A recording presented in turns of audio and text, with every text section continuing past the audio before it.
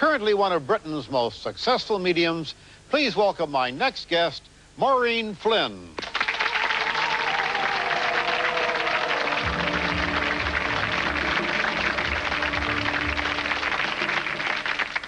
Good evening, everybody. I hope to be able to make a link with someone here tonight and bring a loved one through from the world of spirit. I have been given the name of Taylor. Now, someone here tonight either is Mr. Taylor or the name of Taylor will have a close connection with you. My mother's maiden name is Taylor. Because you see, I have a gentleman here who links with that name very clearly, and he would have been quite elderly when he passed, and he passed with a heart condition, chest, lungs, heart condition, and he would have linked with your mum, and he came very clearly to bring his love to you. I feel he's your granddad. Does that make sense to you? Yeah. And who's Jimmy? Do you know who Jimmy is? Can't Or picture James. Jimmy. James? I'd love you to find Jimmy, James, because I feel that there's a link in the family there for that name. Hang on a minute. Do you know who Doris is? No, I can't picture that either. Okay.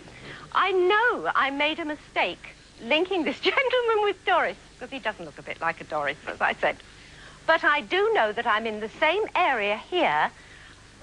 I have a lady, and I don't know whether I'm saying Doris, Dorothy, or Doreen, but the Dory bit is right. And I know that I'm in this area here. Can someone here take Doris? Can you place the... I want to say Dory, but I know it's a name Doris, like... you're right. Doris. And the young man who passed in some kind of crash, some kind of accident. Does that make sense to you? I mean, we're on a programme and everybody wants the truth, so you've got to go a little further. I'm terribly sorry. The name of John I want to give too. Does John make sense to you? No, but I think you got him crossed with the last caller. It's James or Jimmy. James, Jimmy. Please forgive me. I'll have to let you be the judge of whether that makes sense to you, because obviously when you're trying to put a lot in very quickly, then you do get these sort of links. But he passed very suddenly and very quickly. And it's funny because I could feel something over his face. I could feel something over his face, as if he would have had some kind of... This is most unfortunate you picked me, actually, because I'm a slightly non-believer. But does it make sense to you? Yeah, it does make sense. That's right. That's fine. Because I just felt... And he reached out his hand. He reached out his hand. Yes, you've got my husband, so... but I'm really the wrong person for this programme. Well, I'm terribly sorry. You should have told your husband that. Not me. Oh, God. Yeah. The fact of the matter is that obviously through all this he's been trying to reach you, and just to let you know that he's pleased you're here.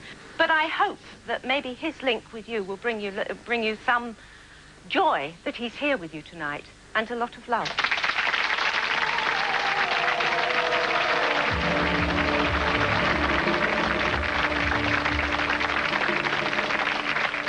Well, I want us to look carefully at the connections that you say you made.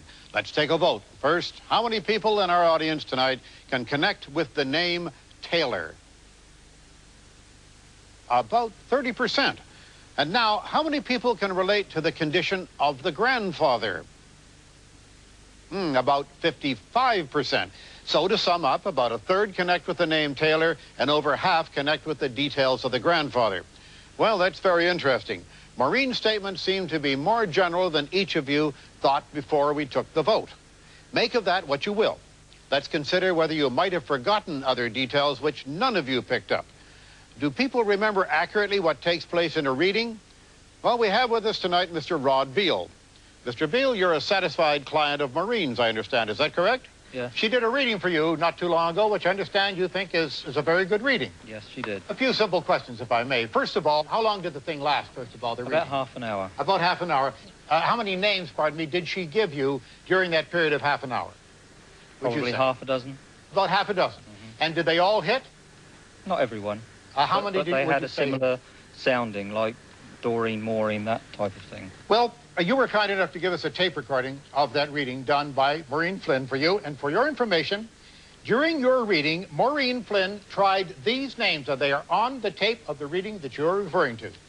Alan, Alfred, Alice, Anne, Bill, Charlie, Colin, Connie, David, Derek, Eileen, Ellen, Flory, Frank, Fred, George, Jim, Joe, John, Karen, Catherine, Kevin, Lillian, Lisa, Liz, Lynn, Mark, Mary, May, Michael, Rob, Ron, Shirley, Sydney, Stanley, Sid, and Steve.